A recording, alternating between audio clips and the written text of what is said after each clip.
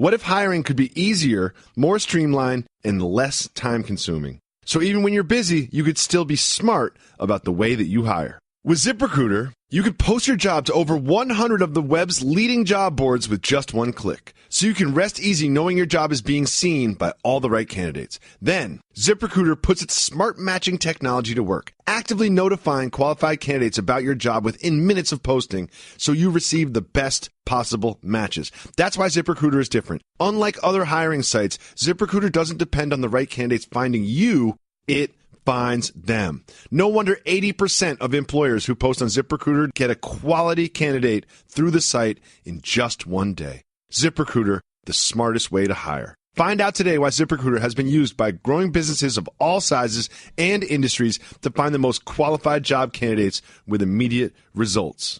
And now, my listeners can post jobs on ZipRecruiter for free. That's right, free. Just go to ZipRecruiter.com/J&J. J-A-N-D-J. That's ZipRecruiter.com/J-A-N-D-J. One more time to try it for free. Go to ZipRecruiter.com/J&J.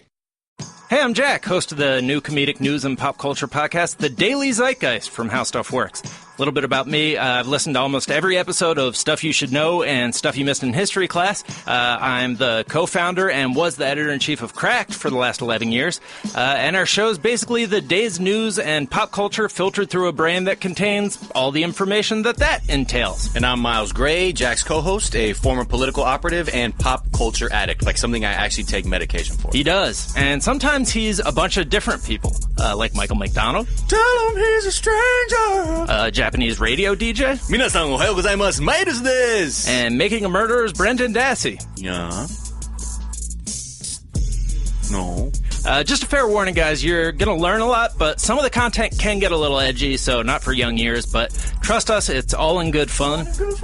So go to Apple Podcasts and listen and subscribe to The Daily Zeitgeist. It's really good, is our catchphrase. We're still working on it.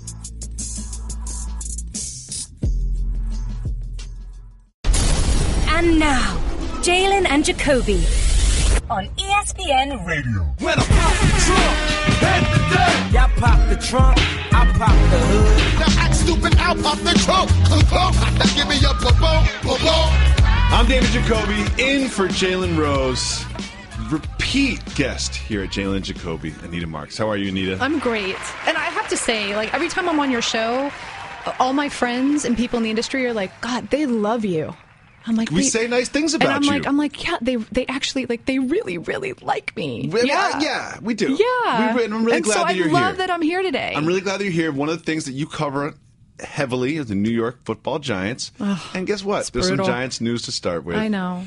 This is never a good sign when the owner of the team says something like this. We have John Mara and Steve Tisch saying, quote, Ben McAdoo is our head coach and has our support. Yeah, I think that's what they have to say. Because you know what? Listen, it is the Giant way. Willington Mara, John Mara's father. I mean, this is the way that the organization operates. And this is, with all due respect, I mean, in honesty, this is why they have so much respect in and around the NFL, is because this is how they operate. And so I get it. Now, I do believe that there will be changes made at the end of the season. No, you don't think McAdoo's going to be the head coach next year? Come on. What? Come on. Do you think they should consider? Come on. How can anyone survive this? I said this on Sports Nation. I hate talking about people losing their jobs. Sure. It's the worst thing to talk about because it's not just Ben McAdoo. It's an entire coaching staff. So I hate to talk about it, but I don't know how someone survives what has happened here. And also, I don't believe this is the wisest decision. I think based on what's happening in that locker room, there's so much, it's such dysfunction happening. The New York media is, there is blood in the water, and there are sharks in that locker room right now, and all they want to talk about is the players that are turning on Ben McAdoo. That's the topic. How can a team seriously concentrate and prepare for an opponent each and every week when the topic of discussion is how much the team in the locker room has turned on their coach? And you've got Ben McAdoo who's calling it fake news. Well, you've got Josina Anderson, who every day is getting text messages from players in that locker room who are telling her real news. It's real news. So here's the question: is we are in agreement that he will not be the head coach next season. Right. So should there be some consideration to perhaps, I know it's not the Giant way, but just saying, you know what? We're going to have this interim head coach now, and Ben McAdoo is no longer the head coach. Spagnuolo, who really, in my opinion, Spags, he should come in. He's the defensive coordinator right now. He's been a head coach before with the Rams. We've seen him be the head coach for the Rams before. I really think that a changing of the guard needs to happen now, and not to say that Spags should be the head coach moving forward. Okay, who knows? Maybe they send the Saints a draft pick for Sean Payton. Sean Payton, part of that Giants family. Again, this is talk to me. I mean, this. This is what the Giants like to do. They like to keep it in-house. Jason Garrett at one point in time, keep in mind, was a part of the Giants organization. Sean Payton. I'm really big on Josh McDaniels, but I think Josh McDaniels is waiting for Bill Belichick and Tom Brady to ride off in the sunset with their 6 or 7 Super Bowls, whatever at the end of the day that they win, and I think he knows he's the next heir apparent. But I think that's a guy that the Giants should consider going after. But it's so bad. It's so toxic. It's so ugly, and I don't see it getting better unless Ben leaves. And so that's why. But I'm saying right now it needs to change. Look, they've got Philadelphia coming up. They lost to the San Francisco, an 0-9 San Francisco 49ers. The schedule gets more difficult. It's gonna get uglier as the season progresses. John and Steve are hanging out, and they say, you know what? I don't know what to do about this. I'm going to call Anita. Let's get on the phone with Anita. Let's conference call Anita. Uh-oh. She's around. She knows a lot. Let's get her on the phone, and let's ask her what we should do. Should we fire him midway through the season? And what would I say? Yeah. I'd say, listen, that locker room is toxic right now. You've got players that are reaching out to media anonymously and telling that media person, who of course is reporting, Josine Anderson on ESPN, how it is. And now what's happened is now there's divide in the locker room, because now you've got Landon Collins and Jonathan Casillas and Snacks Harrison, who are angry and upset of these anonymous players that are communicating this. So now there's dissension in the locker room. And again, winning is the best deodorant. There's Tom's deodorant in there right now, and it doesn't work. Tom's deodorant doesn't. We all know Tom's deodorant doesn't work. Deodorant doesn't work unless they sponsor this show. Oh, and they don't. Right? No, they don't. Okay, no, thank you. No. So it's going to get worse because this team is going to continue to lose. So I think it's the best interest of this organization, what's going on in that locker room, to move on from Ben right now. And there's also some news about Roger Goodell's extension. Now, this has been talked about in the last few days, and Jerry Jones gets involved. And now the NFL Compensation Committee has said, Jerry, enough is enough. Like, we'll leave yourself out of this. And reportedly, Goodell asked for the following. I love this so much. This is so great. $49.5 million a year. That's American dollars. $49.5 million a year. That's only, by the way, it's only $9 million more than he's made. He's averaging $40 million. Everybody wants a bump. Understand where what the bump up is. We're talking about $9 million for his family for life, forever. Don't we all? Sure, love that. Just get that security and a lifetime private plane. Right. Soft move or boss move? Making this sort of request amidst this environment. When I negotiate with ESPN, I'm scared to ask for first class. I love playing for life. That's ridiculous request. I'm worried I'm not going to get an ESPN extension if I request first class. This dude's asking Coach is fine. Coach is fine. As long as he's on the middle seat, you'll be fine. Get the exit row. You're all right.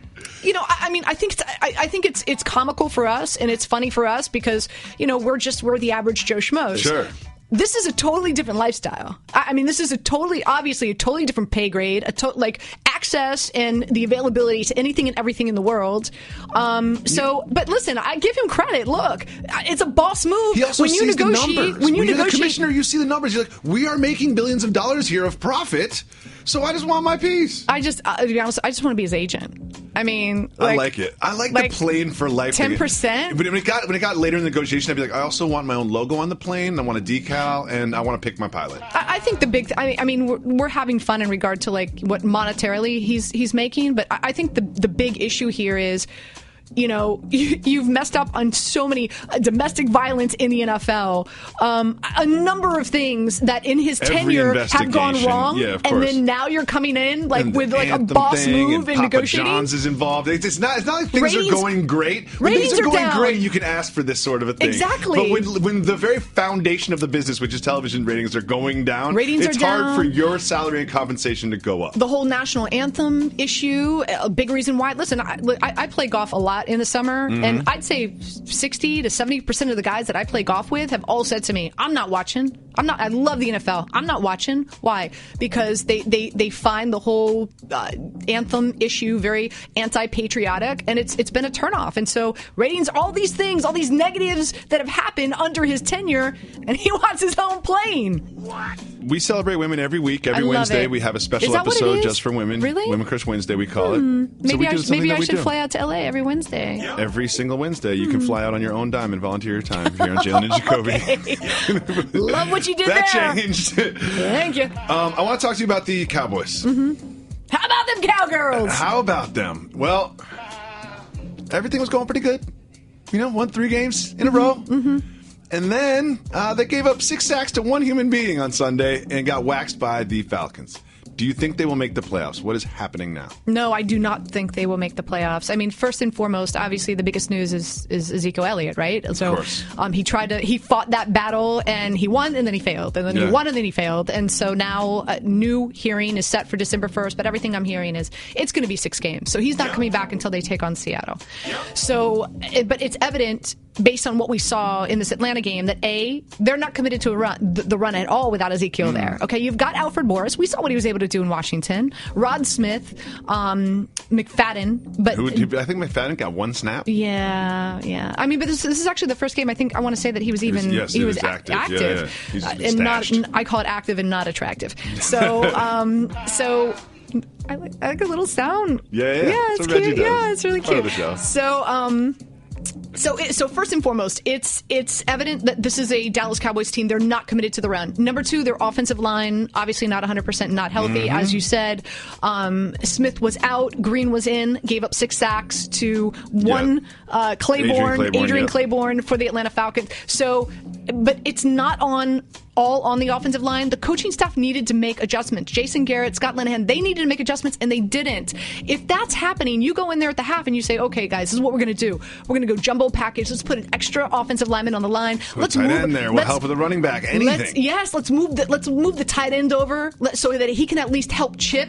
How about you keep a running back in the backfield for max protect, extra help out of the backfield? None of that happened. So you've got to put it on the coaching staff. On top of that, I'm not a big fan of Des Bryant, and I haven't been for the past 2 years. Well, here's Dak Prescott, apparently, because he doesn't throw the ball his way too much. Well, here's the thing. I spoke to a number of coaches and players, and here's the difference. Tony Romo would force the ball to Des Bryant. Ooh. And Des Bryant's what his wheelhouse is I'm big, I'm strong, throw the ball to me, I'm going to go up, I'm going to fight for it, and gosh darn it, I'm going to catch the ball for you. Yes. Dak Prescott doesn't do that. Dak Prescott throws the ball to open guys. Receivers. Yeah. Dak Prescott is not going to force the ball. So this, you have a quarterback who's not playing a wide receiver's strong suit or his game. On top of that, with all due respect, he's old. Father time has caught up with him. Injuries. He's got like 9-12 screws in his foot. He's dealing with a knee issue now. He doesn't run great routes. He's not fast, and he drops a lot of balls. I go back to the heyday when the Dallas Cowboys were winning Super Bowls, and you had that trifecta, right? Emmitt Smith, Michael Irvin, and Troy Aikman. I won't use the word shock, but I'm a little surprised. I thought the Dallas Cowboys would try to trade Des Bryant and focus in on next year going out and bringing in a real stud wide receiver and create that trifecta that was so successful during their heyday. So I think a big reason why they're struggling as well is Des, and they lost their field goal kicker. Dan Bailey is one of the best field goal kickers in the NFL, and when you have a field goal kicker who's like money from 50, 55, 58 out, it gives your offense such confidence. Just get us to the 35-yard line. Get us to the 35. Don't forget the red zone. Get us to the 35. And it's like automatic 3 points. And so when you lose that confidence, you lose the confidence in running the football because you don't have Ezekiel Elliott, your coaching staff. Sean Lee. your coaching staff, and that's another thing. Sean Lee. Sean Lee is one of the underestimated, undervalued. I don't think people realize how awesome Sean Lee is as a player. As soon as Sean Lee went out, Matt Ryan, he took advantage of the matchup. I was telling people in fantasy, you know me with fantasy, I'm a fantasy nut. I was telling people, do not play Austin Hooper because that matchup with Sean Lee, he wasn't gonna put up a point for you. What happened as soon as Sean Lee went out, like I want to say like a few minutes into the first quarter with a hamstring issue, he just got targeted. I want to say 6 receptions, almost 50, 55 yards, and he scored a touchdown because Matt Ryan is a smart quarterback, and that's what he did. So with all those reasons we just sat here for 5 minutes and talking about, you've got the Seattle Seahawks, you've got the Minnesota Vikings, you've got better teams that are going to be competing to try to get in as a wild card. So unfortunately, they're not going to win the division. The Philadelphia Eagles are just unbelievable. I mean, probably one of the best stories this year in the NFL. They're not going to win the division, and I don't think they get in as a wild card. Can you explain to me this Martellus Bennett situation?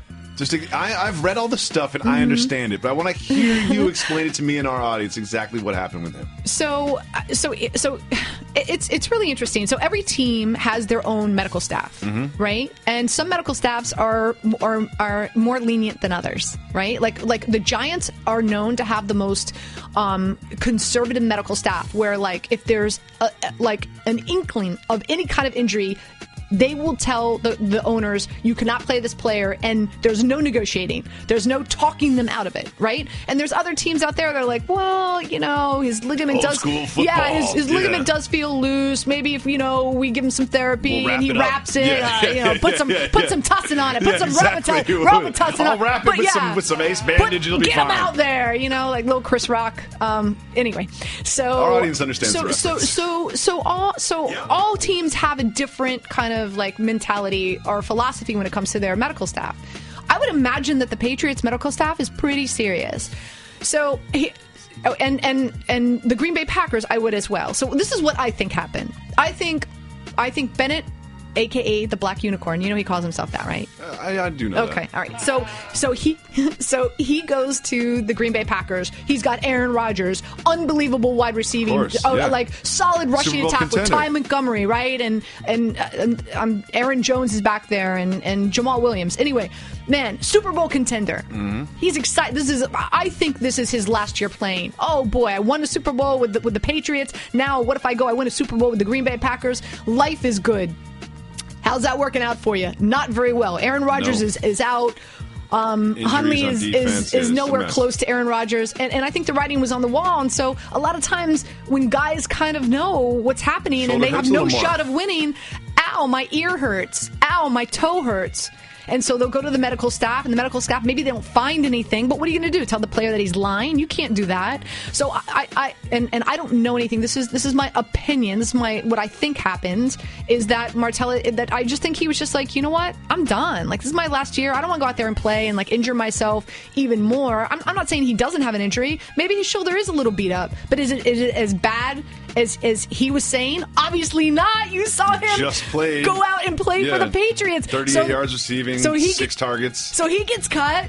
Patriots, like they always do, pick him up. They bring him in, and I mean, not like he didn't woo the world last night, but they used him. But they used him, and he got tackled, and he caught balls. And let me tell you, they're going to continue to use him, and if this Patriots team continues to roll, and their defense gets each and every week, their defense has gotten better and better and better.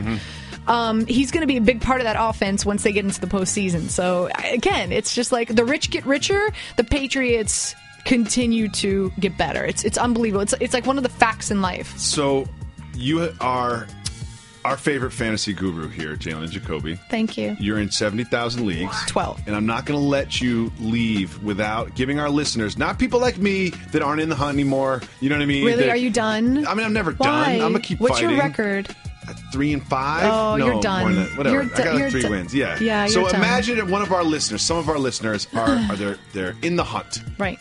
Second, third, fourth place in their league. They're still in it. Give me like 2 solid, actionable pieces of advice for people that are still in the hunt in their fantasy. Well, I think what you need to start looking at matchups. And I want to say 2 weeks ago, I looked back and I looked at matchups. And quarterback-wise, Derek Carr and Tyrod Taylor have unbelievable matchups in week 14 through 16. Okay. Week 14 through 16, and that's where your playoffs start 14, 15. Your championship typically is week 16.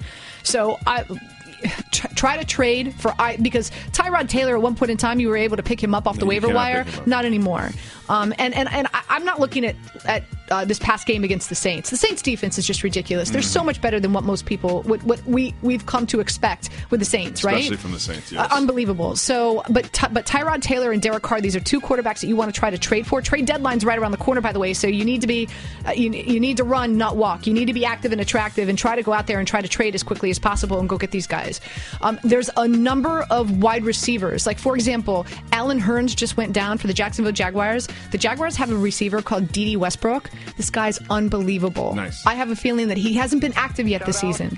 I have a feeling that he's going to be active now. That if Allen Hurns is done for the season, I have a feeling he's going to come in. And I'm talking about guys who are like, if you're in a 14, 16-man league and you're desperate. I mean, I'm talking like desperate. Sure. Dede Westbrook was a guy you want to keep an eye on. I'd pick him up this week in fantasy. Again, the Jacksonville Jaguars, very favorable schedule moving forward, especially for wide receivers. And also, keep an eye on Curtis Samuel. With the trade with Kelvin Benjamin going to the Buffalo Bills, right. Each and every week, Curtis Samuel is getting more and more targets. We're going to see him play tonight, Monday Night Football, for the Carolina Panthers. Westbrook, he's Samuel, right. Trade for Taylor. Trade for Derek Carr and Tyrod Taylor. 3 very actionable pieces of advice from our favorite fantasy guru, Anita Marks. There you go. Shout to Matthew Berry. He's on another level. Shout out. Listen, I just want to say thank you so much for coming by and being on Jalen and Jacoby. And I also want to say, next time you're in town, come golf with me. You know what I mean? We'll get a new perspective. We'll get a new perspective. What's your handicap? I'm a terrible golfer, but my handicap is like 7 beers a round. Okay. I just saved hundreds of dollars by switching to Geico. I'm so happy, I feel like I can fly. Disclaimer, you will not be able to fly by switching to Geico. This is against the laws of physics and nature. If you find yourself flying, please seek professional and or medical help immediately. In the unlikely event you find yourself flying, you might be a superhero, or a pigeon, or a superhero named Pidgewoman, who was bitten by a radioactive pigeon. If you are indeed Pidgewoman, Geico retains all licensing publishing rights in the event Pidgewoman the movie becomes a top-grossing Hollywood blockbuster. Geico. 15 minutes could save you 15% or more. Thank Anita Marks for coming by. Right now, we have Ramona Shelburne. Swapping one blonde for another, right? Yes. Ramona, do you remember the Celtics when they were 0-2 and they lost Gordon Hayward? Yeah, and it was so sad. And it was just so sad, and I felt bad for sad Brad Stevens there on the sideline. Well, now they are winning and winning and winning and winning and winning. 12 straight. They've won the last 2 games without Kyrie Irving and Gordon Hayward. How do you make sense of this? How long do you think it will continue? I think it will continue until Thursday when they lose to the Warriors. But for right now, it's a really nice story. It is. We'll enjoy it for half of a week. For half of a week. Because I think Golden State's going to go in there and say, okay, we're still the Warriors. I know we lost a few games early. They dial up and down at will. I've noticed that about Golden that team. State's They like dial the up C and down student at will. who has who can get the A on any test they want if they study. How did you get 1,500 on the SATs? Yes. And exactly. That's Golden State. So they'll go in there. It's Boston. They want to assert that they can beat anybody, any place, and it gets their attention. They'll be motivated, I think, and they match up well. One of the things the Celtics have been doing this year, I think, is just defensively. They've got all these young dudes who are really long, which is something we've heard before with the Warriors, right?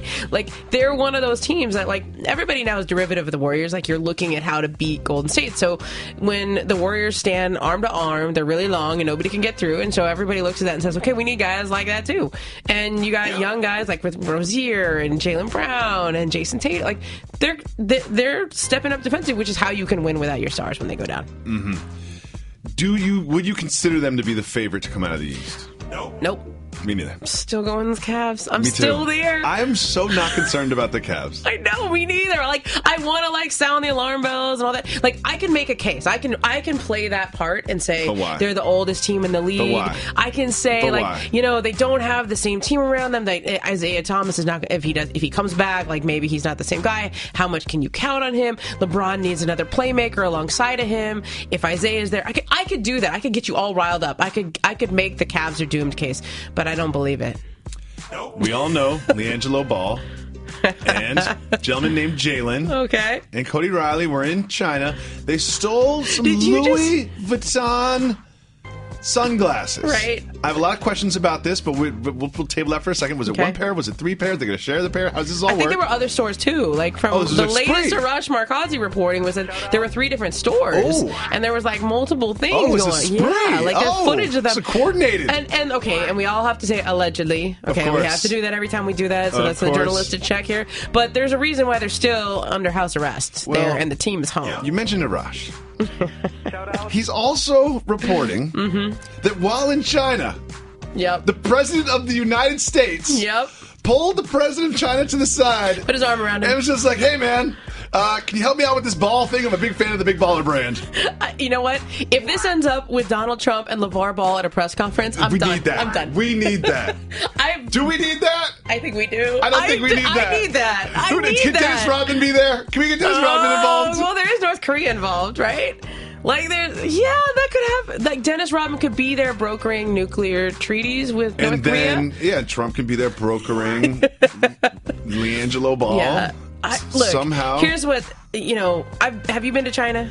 Yes. Okay. And you understand how much of what's going on here is about respect, right?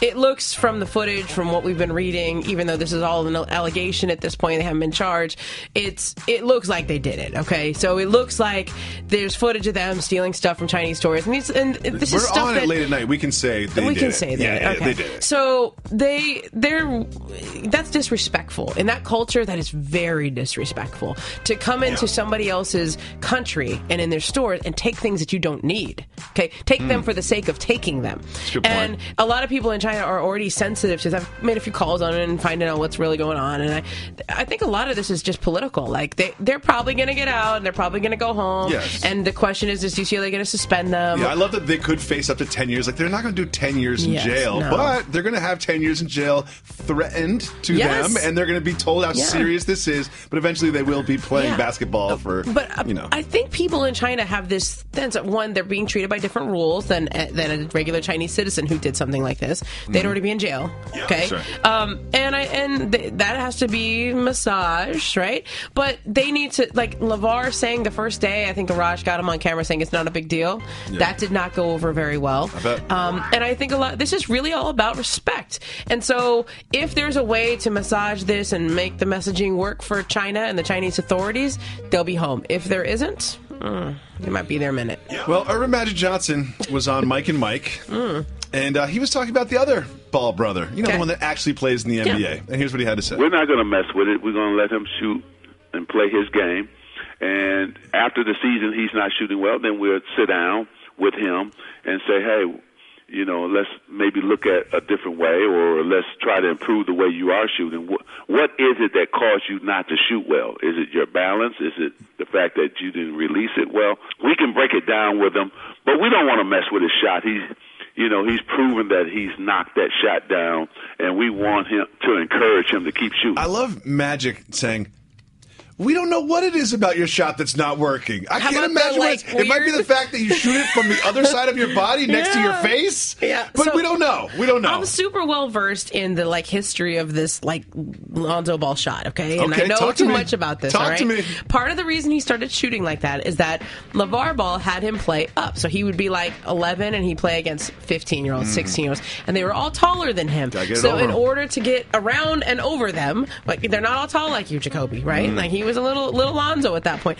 He just developed this weird shot, right? He just it was just an adaptation, an evolutionary adaptation, right? Sure, and get Darwin on. They go in, and so then, he's always said, I don't need to change the shot if it's going in, but if it's not going in, I'll think about changing the shot. And it was he said that in his draft interviews, he said that to the Lakers, but when the Lakers, remember they had 2 workouts with him. And the first workout he came in was not all that impressive. I don't think he'd really been training all that much. He'd been training, but not game shape, right? And I think he was sick or, whatever. We all heard those stories afterwards. Yeah. So the Lakers had another workout with him, and he went through and he met Magic and Rob Pelinka went out to Chino Hills. They did it on Lonzo's turf. And I talked to somebody real close to Magic, and they said, Earvin just needs to watch the guy shoot and see if it goes in. I mean, you remember Magic had a weird shot too. Well, not like that, okay? Not like that, but yes, he did. It was a non-traditional he's seen strange form. shots before. As did Larry Bird, one of the best shooters of all time. One of the best shooters of all time. Okay, but his was way up here. But like, he needed to look at it for himself and say, can he get that shot off in the NBA? And after he saw him the second time, he felt confident that he could get it off in the NBA. You know, it's a strange shot, but the guy's 6'6". I mean, by the way, Ben Simmons has a weird shot too. Like, shoots with the wrong hand. Correct. And a lot of people were like, I don't know if that guy can even shoot in the NBA when he gets there. He can't shoot in the NBA, but he doesn't. But look how good he is anyway. Exactly. He does everything else. And he does everything else, and he's really aggressive, and he's 6'10".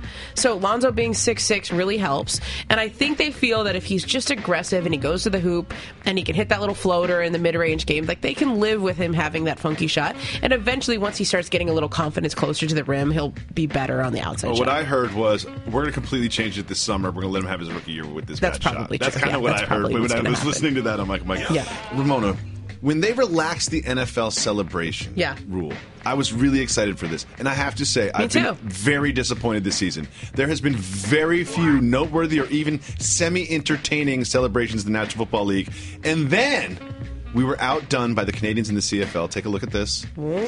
They're playing limbo with a human being after a touchdown. You should get extra points. Do you get extra points for that? I think that was really good. You should definitely get extra points for that. Do you think that we've been out-celebrated by the Canadians up north? I like what the Chiefs did. Remember, like the beanbag race? The potato sack race. Yeah, potato sack race or whatever. It was pretty good. Right. But that was solid. Like, you have to do that quickly. I enjoyed that. You can't just, like, get into the limbo thing. And, like, they practiced that. I also had high hopes for the Los Angeles Clippers this year. You did? Yeah, I did. Why, just to go the other way, Zig, when others are zagging, or what? They won 4 straight to start the season. They do that in the beginning of years. Things were going good, and now they are absolutely terrible. What is happening with the Clippers? Patrick Beverley's hurt, Teodosic's hurt, Gallo's been a little hurt, and like when they don't have any margin for error with those guys. Plus, all those dudes like got traded in the sort of grab bag trade, right? Like, here's how we're going to make all the salaries match, and like it's hard to build something when you have guys who just got here, weren't signed here, maybe are under contract for a year. Like, it's just hard to go in the same direction. Well, it's easy to go in the right direction in New York City because all New Yorkers know the easiest way to get around is the subway system. That's correct. Don't get in a cab. Don't get an Uber. It's never going to work out for you. And you know who else learned this? The Cleveland Cavaliers. They were told that it was going to be a 45-minute bus ride or a 6-minute train ride. First of all, no train ride is 6 minutes, but whatever. They got lied to. Yeah. So they went onto the subway. It's probably not a 45-minute drive either. There's LeBron on the subway.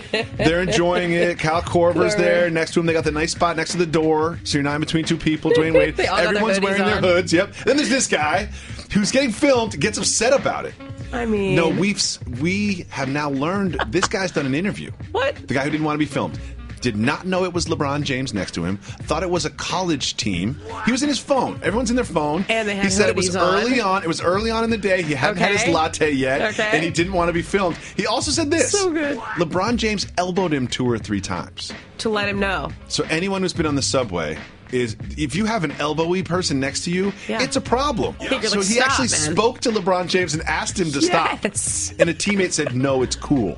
No, it's cool. Like, in other words, hey, bro. That's the dynamic LeBron. of the Cavs. Can I read way too much into this? It's like if someone else speaks to LeBron, someone else has to get involved and fix it. There was a minute there where it looked like LeBron was flirting with the Knicks again. You know, like, we got Porzingis. And, right? It looked like, Phil's gone. They got a nice team. Ooh, I like what you're doing here. But that guy just ruined it. He did. That guy. It's all his fault. He's like the Bartman of the Knicks. Stop being such a tourist, Cavs. Stop filming your rides on the subway. I'm just trying to get to work. LeBron films every ride. Like, do you follow him on IG stories? Of course. He's in the back of a transit with his own logo in there. And all he does is listen to music, but it's the same thing over and over and over. It's like, I get it. You don't need to just listen to the same song and show me different sections of the same song, LeBron. I get it. You know the he's words. wagging the dog, right? Like, he knows that we have to listen because every once in a while there might be like a great subtweet in there. He might be throwing shade at somebody. One of those songs might be like Meek Mill where he's like saying something about Kyrie. Like, he's doing that because he knows we have to watch. I'm always curious why he's in a car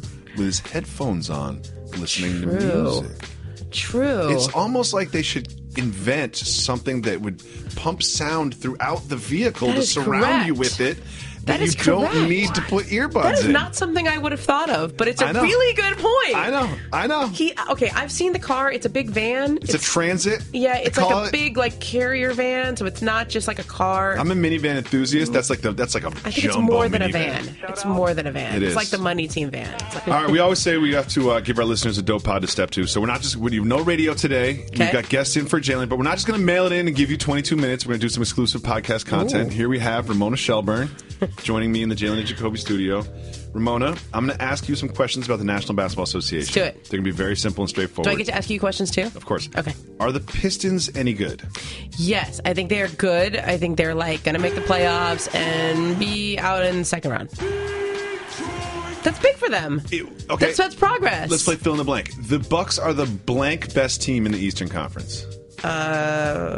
Fourth. So they're bumping the Raptors or the Wizards? I think okay, I'll bump the Wizards.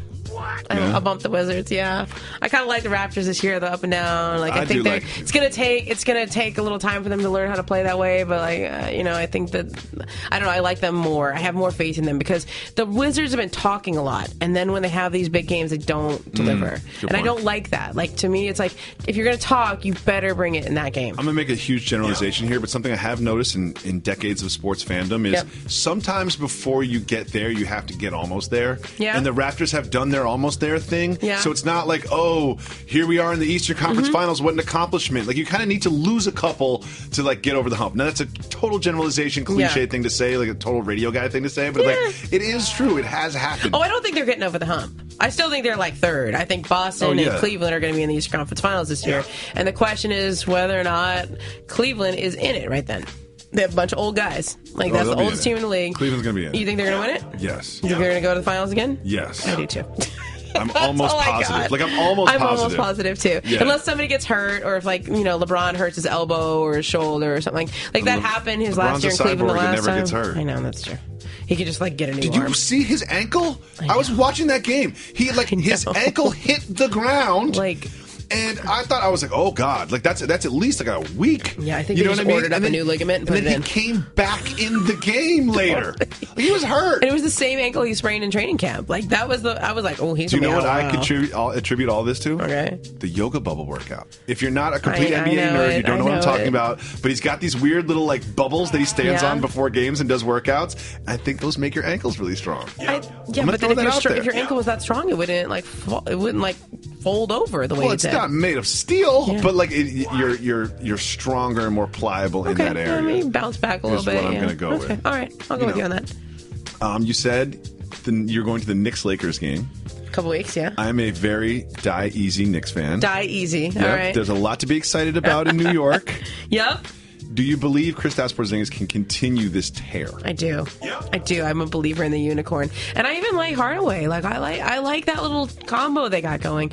I feel good about the Knicks in that they are going finally in a direction that looks like up. Okay. I don't know that they're really good, but I thought they were tanking this year.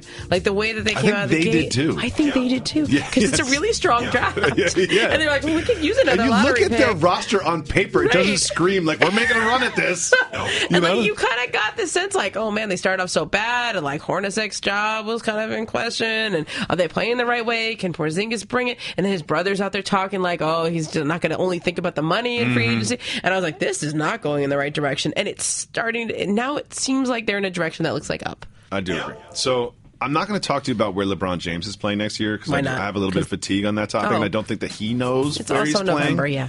I don't think he knows where he's going, so we're all just kind of yapping. Yeah. But I know you're very connected in Los Angeles, the Lakers organization. Okay. I'll go with that. So let's say, what other free agents? Okay. Like I think the Lakers roster is going to be completely different next year. Oh, yeah. Right? So I think it'll be different by February. Not named LeBron James. Yeah. What other players could you see in the purple and gold? I'm not going to hold you to this, but just potentials. I don't think anybody has talked nearly enough about the two big centers who are going to be free agents this summer. DeMarcus and DeAndre Jordan. Ooh, for DeAndre, I just feel like he just resigned because of that whole hostage situation. I know. We're still reliving that's already coming up. Right. That's a 4-year deal with one, he's got one option. He can opt out. They've been trying to talk him into an extension. He doesn't have an agent. They don't want to negotiate with him until he gets himself an agent. It doesn't really behoove him to do it now. No. Because he can make a lot more money by opting on doing another max deal or something like that. If you don't want to give him the max, what do? I think Boogie's still... He's not Supermax qualified. Yeah, DeAndre would be. DeAndre is. Yeah, DeAndre. Now, Boogie, because he's in New Orleans, right? I don't think he can get that either, right? I think the way those rules work, you had to get it with your own team. Yep. But Boogie is the guy that we have to watch really, really carefully, because I don't know that partnership with Brow works. And I don't know if he knows if it works. Sure. I think he likes New Orleans. I think it's a good spot for him. It's close to where he grew up. He's got a lot of family in and around. But there's a lot of people in this league, a lot of players in this league who, especially the guys in the Olympic team, who really like and respect Boogie and feel like they could play with him. We have a theory here on Jalen Jacoby that Boogie will be the catalyst for the next super team. And remember the question I asked you at the start of this conversation? Like, couldn't you see like a Boogie Paul George? Yeah, I could see all of that. Boogie Paul George, and then you got Ball, and the rest. Look, all you have to do is look at what LeBron James needs to win. So as you get older, you need younger players, right? And you need people who do things that you used to do really well, but now that takes too much out of you, right? So defense, creating shots. Okay, so that's why Kyrie leaving was such a big deal for him, because he needed him. He needed him to keep creating shots. They would go to Kyrie at the end of games more than they would go to LeBron James. Is going to get tired. Like, he is a cyborg. Yes, you're correct. But he's getting older, and you can't just put that on yourself all the time. So that's why he keeps tweeting at Lonzo. That's why he keeps saying nice things. But another thing that LeBron really needs around him, though, that they don't have, shooting. That's correct. Brook Lopez is their best three-point shooter. I'm not kidding. That's not a joke. Yeah, that's true. Not a joke. It's not. I do like when Brook Lopez shoots. I do too. It is fun. It goes in. I get happy. He shoots every time, like a green light.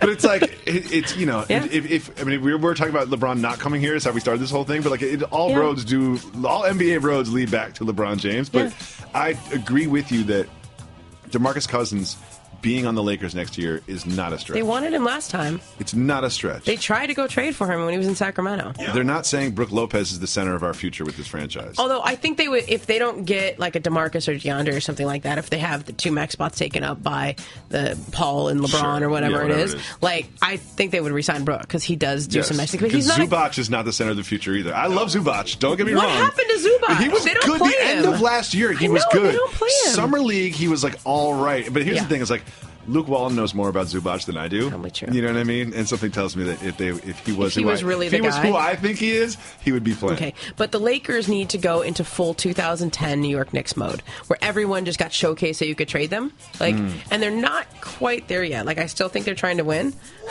Right? They're not trying to be like, we're just going to get your stats up there. No, they're trying to win. They just can't shoot. And I think look at how they're playing right now. They're not like, Randall's coming off the bench, so like, he's going to look good because he's playing against second units all the time. Clarkson looks good. Both those guys, I think, are the types that you could be moved because they have to create enough cap space. Randall's moved. He's off the team, as far as I'm concerned. I don't think. Okay, if he doesn't get traded, there's a scenario that's really going to suck for him, okay? But they could wait him out. Like, they could wait to see if they get free agents, and then they could rescind their qualifying offer. Like, he could get in that spot where, like, they just make him wait and wait and wait. He'll get picked up somewhere and make millions of dollars. I don't know. This happened to Shabazz Muhammad. Remember that? Like, he didn't end up getting much of a deal. Yeah. It's a tough spot for him. now, too, by the way. Oh, okay. Yeah, he's changed his name officially. Oh, okay. Yeah. Finally, I had 1 million kids this weekend. Yep. So I didn't get a lot of chance to watch sports. So I recorded. When you say you had 1 million kids, like at your house? I didn't birth them. Okay. No. My wife was out of town, so I had my 3 children who were very young in a handful. And it feels like a lot more when they're under 5. Yeah. Yes, it does. So, and then I had this scenario where I recorded the Pacers-Rockets game just so I could like at least have a nice 90 minutes of just like sports time before I go to bed. Because there was a blowout in the NFL game. So how'd you just pick Pacers-Rockets? It was the only late game. Okay, got it. And by the time I can't like watch a day game at night because I know what happened on Twitter or whatever. Yeah. So I was watching this Rockets team saying they do not have CP3, who's an excellent basketball player, and they look really good. Yeah, you know why they look good? Because they have Luke Mbamute and they have PJ Tucker, and those dudes are strong. And they put out this lineup of Tucker, Mute, Ariza and Capella, and they're like, we don't care, James Strong Harden. and If long. James Harden doesn't play defense, guess what? Everybody else in our uniform does play defense. It was pretty impressive, to the point where it led me to ask this question to you. Could they beat the Warriors in a 7-game series? I don't see it. No. Sorry. I think it's hard to pick another team against the Warriors. I know, we're trying to Let's make say it... this, 0 to 100, what percentage chance would you give them? It's going to be less than 50. I say 15%. 15%. 15. Somebody could get hurt on the Warriors. That's it. 15. That's it. I'm sorry. Oh, that bumps me out. Because to me, the Warriors are, and I have to check the stats on this, but last year they were one of the best teams. We don't check stats on this show. Don't worry about it. I know. Just say stuff. Okay. Yeah, whatever. But last year they were one of the strongest teams at defending the three-pointer. What do the Rockets do really well? Shoot the three. So the Warriors defend what the Rockets do the best, and when you take that away from them, then James Harden has to do a lot of dribbling. And I know they got Chris Paul to do some of the dribbling too, but I just think, how do they win if you take away their best weapon? It's yes or no question. Does Chris Paul play on the same team as LeBron James next year? No. Why not? I don't think they want to play together.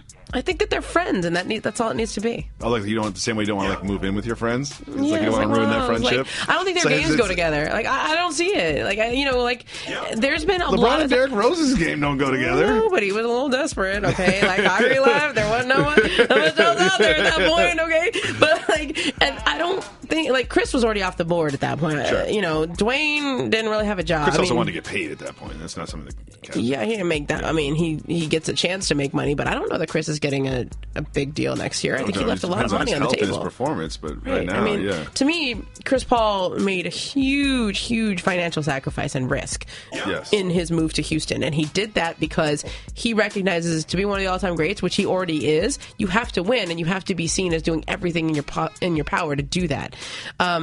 It remains to be seen whether that team has enough to win. I think they did the right thing. I think that they have the right construction, and what you say is correct.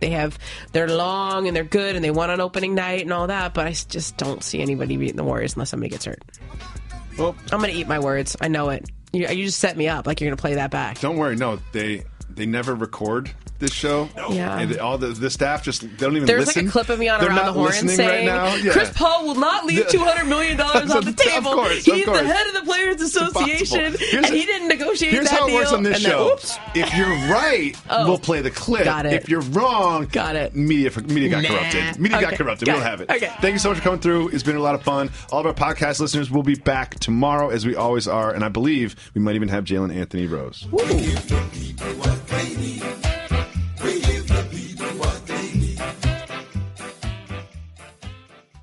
I just saved hundreds of dollars by switching to Geico. I've never felt more alive. Disclaimer. Geico cannot guarantee you will feel more alive. You either possess functioning respiratory and circulatory systems, or you do not, or you are a zombie. If you are indeed a brain-starved zombie and you would like to save money on car insurance, the Geico legal